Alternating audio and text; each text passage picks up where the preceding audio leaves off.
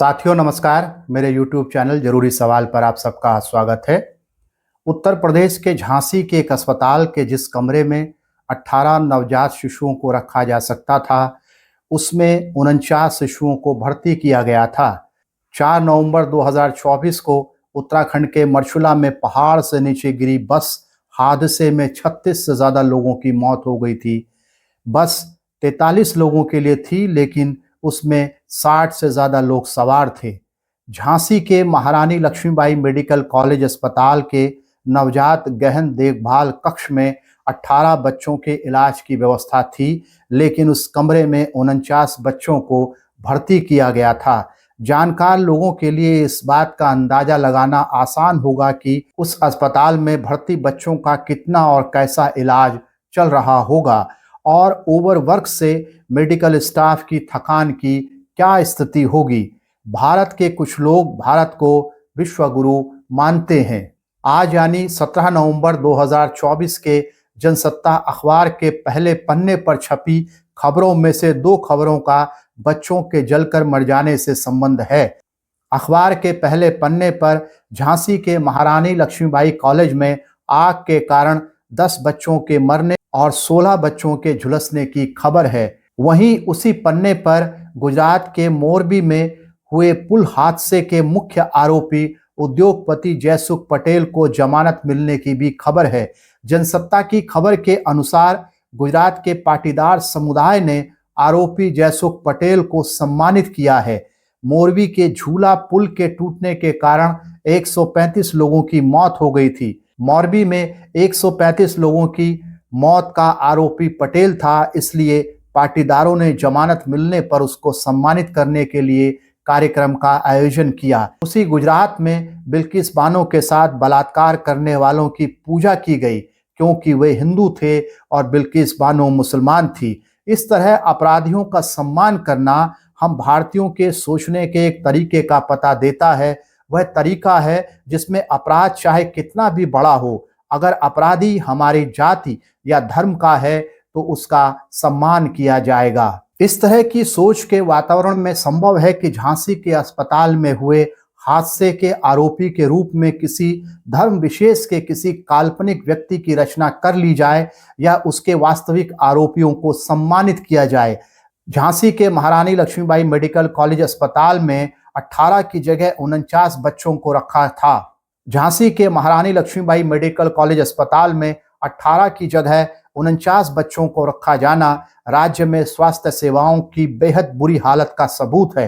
हालांकि उत्तर प्रदेश के मुख्यमंत्री बटोगे तो कटोगे का नारा भारत भर में लगा रहे हैं, लेकिन उनसे पूछा जाना चाहिए कि झांसी के 10 बच्चों को असमय मौत के आरे ने काट दिया, वे बच्चे किस आधार पर बटे थे कि मौत के आरे से कट गए।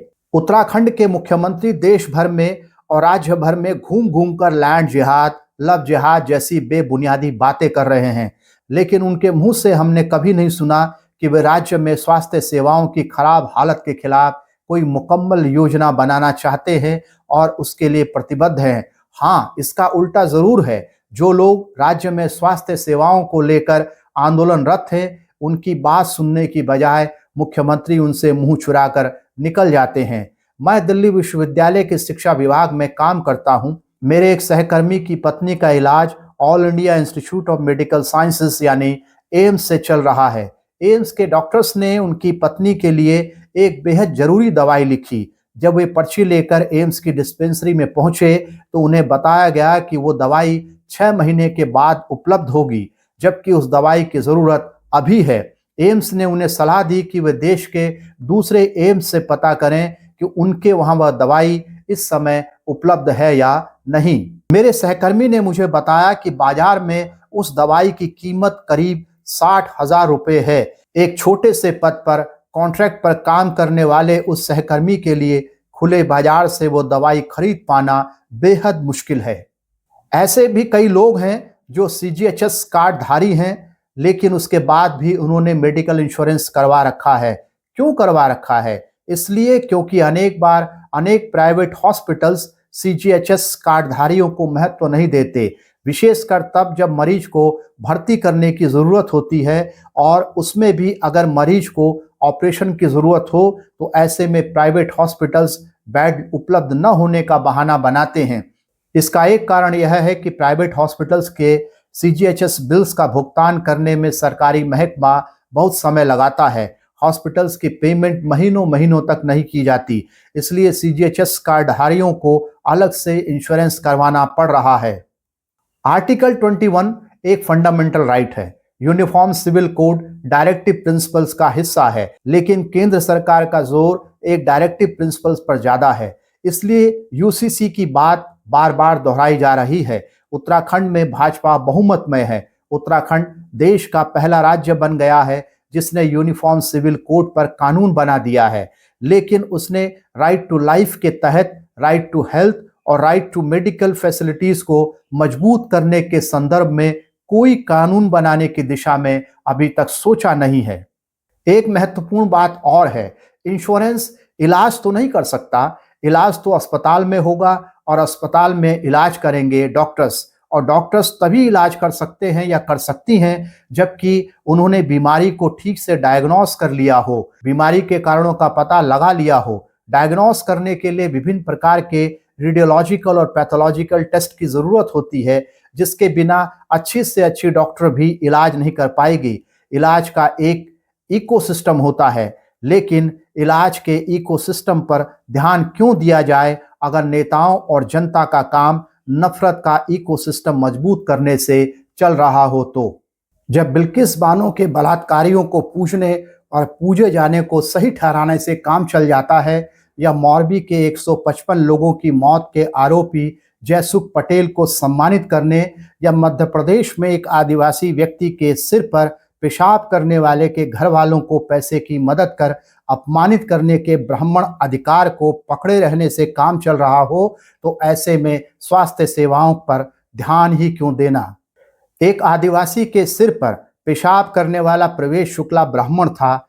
एक आदिवासी का घोर अपमान करने का अपराध करने के बाद भी अनेक हिंदुओं और ब्राह्मणों के लिए वह आदरणीय था। मध्य प्रदेश के ब्राह्मण समाज ने अपराधी प्रवेश शुक्ला की पैसों से मदद की। आखिर प्रवेश शुक्ला ने ऐसा कौन सा महत्वपूर्ण काम किया था कि ब्राह्मण समाज उसकी पैसे से मदद कर रहा था। चाहे उत्तराखंड का सांप्रदायिक व्यक्ति दर्शन भारती हो, बिल्किस बानो के बलात्कार के 11 आरोपी हों, मौरबी झूला पुल के टूटने का आरोपी जय पटेल हो, या एक आदिवासी पर पेशाब करने वाला प्रवेश शुक्ला हो, भारतीय समाज के बहुसंख्यकों के लिए ऐसे सभी बुरे लोग सम्मान के पात्र हैं। जब समाज का एक बड़ा तबका संवैधानिक अधिकारों के विरुद्ध काम कर रहा हो, तब आर्टिकल 21 के तहत राइट टू लाइफ के अंतर्गत राइट टू हेल्थ के पक्ष में इकट्ठा होकर आवाज उठाना और कहना कि बटेंगे तो झांसी के बच्चों की तरह मौत के आरे से कटेंगे, मुश्किल जान पड़ता है। लेकिन अच्छा काम तो यही है कि स्वास्थ्य सेवाओं के पक्ष में एकजुट हुआ जाए और गंभीरता के साथ सोचा जाए। आज के लिए इतना ही, मिलते हैं अगले वीडियो में। तब तक के लिए नमस्कार और आप सभी को शुभकामनाएं।